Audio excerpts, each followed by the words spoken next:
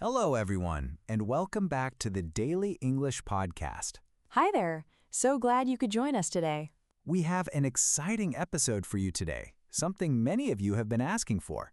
Travel English? Yes, specifically Hotel English. Staying in a hotel. That can be stressful, especially if you don't speak English well. Exactly. You have to check in, ask questions, order room service, check out. And if you don't know the right words, it can feel scary. But today, we're going to change that. Yes, after this episode, you will feel confident at any hotel. And we have a tip near the end that completely changed how I travel. Don't skip it. Ooh, I'm curious. But first, let me ask you something. What's the most stressful part of staying at a hotel for you? Honestly, checking in. I always feel nervous. I'm tired from the flight, my English is slow, and I just want to get to my room. That's so relatable, and the receptionist is usually so fast. Yes, they speak so quickly, and I'm standing there like, what did they just say? Exactly, and you just nod and smile. Yes, and then you get to your room and realize you asked for the wrong thing. That's why we're doing this episode, to help you avoid that. We're Nova and Daniel, and this is the Daily English Podcast. We help you practice real, natural English for everyday life. No textbooks, no boring grammar drills, just conversations that help you speak better.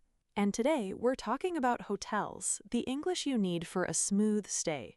Before we get into it, if you're enjoying this episode, please take a moment to like and subscribe. Yes, and share it with that one person who loves to travel but feels nervous about English. You probably already know who that is. Send this to them. Okay, let's get into the main idea. Staying at a hotel is like entering a new world.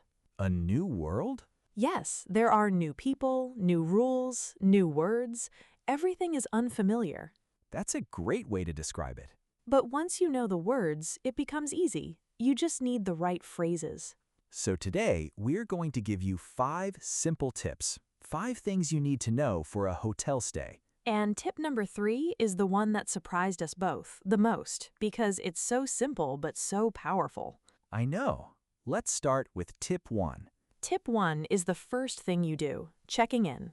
Walking into the hotel and going to the front desk. Yes, what do you say? You say, I have a reservation. Very simple. I have a reservation under the name Smith, or I have a reservation for tonight. And the receptionist will ask for your name. They'll say, what's the name on the reservation? And you say your name. It's Daniel Williams. Then they'll ask for your ID and your credit card. So you say, here's my passport, or here's my ID. And then they'll give you your room key. But sometimes they ask questions. Like what? They might ask, do you want a smoking or non-smoking room? You say, non-smoking, please. Most hotels don't allow smoking inside anyway. They might ask, do you want a room with a view? You say, yes, please, or no, thank you. So tip 1 is simple. I have a reservation. And tip 2 is about your room. You're in your room. What if you need something? You call reception. You say, I need some examples. I need more towels. I need extra pillows. I need a hairdryer. What about the air conditioning isn't working? Yes, you can say the AC isn't working. AC is short for air conditioning. And what if the TV doesn't work? You say the TV isn't working. Can you fix it, please? So tip 2 is about asking for things in your room. Simple, I need statements. And don't forget please and thank you. Always, manners matter. Okay, tip 3 is the one that surprised us both. I'm ready. What is it? Tip 3 is about breakfast. Breakfast at the hotel? Yes, many hotels offer breakfast, and it's a great time to practice English. Interesting. Tell me more. You go down to the breakfast area and you say, is breakfast included? That's important. You need to know if you have to pay extra. Yes, then you can ask about the food. What time is breakfast? What do you serve? And the staff will help you. And here's the surprising part. Breakfast conversations are the easiest conversations. Why is that? Because everyone is happy, everyone is eating, the atmosphere is relaxed. It's a great time to practice. That's true. No one is stressed about breakfast. Exactly. And you can learn food vocabulary, scrambled eggs, fresh fruit, croissants. So tip 3 is about breakfast. Don't miss this opportunity to practice. And ask, is breakfast included when you check in? Good. What about tip 4? Tip 4 is about asking for directions. Directions inside the hotel? Yes, sometimes hotels are huge. You can get lost. I have definitely gotten lost in a hotel. Same. So you need to know how to ask. What do I say? Where is the elevator? Where are the stairs? Where is the pool? What about where is the gym? Where is the gym? Or where is the fitness center? And what if I need to find the restaurant? Where is the restaurant? Or where is the lobby? The lobby is the main area where the front desk is. Yes, and if you're really lost, just say, I'm lost, can you help me? That's simple and clear.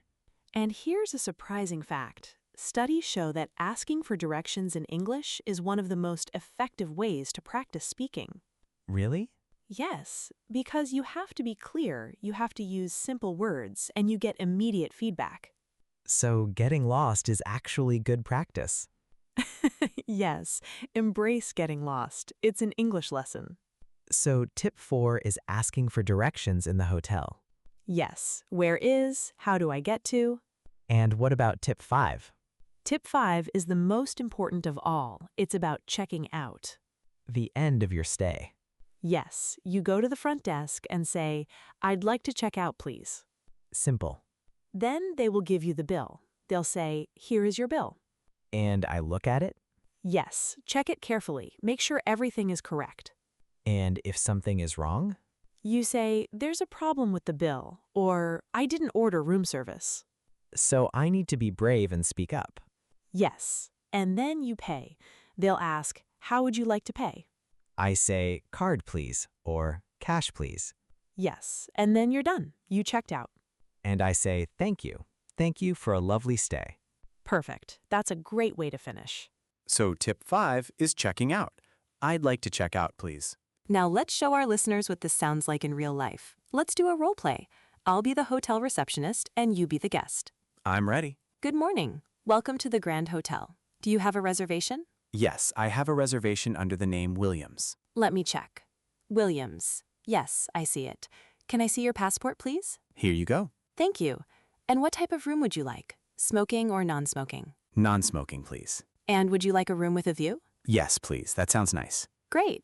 I have a room on the 7th floor with a beautiful view. The elevator is on your left. Thank you. Oh, and breakfast is from 7 to 10 a.m. It's included. Perfect. Thank you so much. You're welcome. Enjoy your stay. That was so smooth. It was, and I used some great words. Reservation, passport, floor, elevator, breakfast. All very useful. And now let's do one more. This time we'll do the full hotel experience. Checking in, asking for something, and checking out. Okay, ready? Ready. Welcome to the City Hotel. Do you have a reservation? Yes, I have a reservation under the name Thompson. Thompson. Yes, I see it. Can I see your ID? Of course. Here's my passport. Thank you. Here's your room key, room 302. Breakfast is included, and it's served from 6 to 9 a.m. Great, thank you. And if you need anything, just call reception. Actually, I do need something. I need an extra pillow, please. No problem. I'll send one to your room. Thank you. Later. Good morning. How can I help you? I'd like to check out, please. Of course. Here's your bill. Can you check everything, please? Yes, everything looks correct. Great. I'd like to pay with card, please. Sure.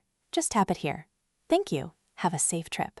Thank you so much. I really enjoyed my stay. You're welcome. We hope to see you again. That was perfect. Did you see how I used all the tips? Yes, you checked in with a reservation, you asked for something, you checked out. Everything was smooth. And I used polite words. Please, thank you, of course. That makes a huge difference. Did you catch all of that? Let's go through the key words now. Yes, let's review the vocabulary. First word, reservation. A booking you made in advance. I have a reservation under the name Smith. Casually, I booked a room. Second word, reception. The front desk, the area where you check in. Please go to reception. Casually, just go to the front desk. Third word, elevator. A machine that takes you to different floors. The elevator is on the left. Casually, take the lift. Lift is British English. Fourth word, included. Something that is part of the price. Breakfast is included.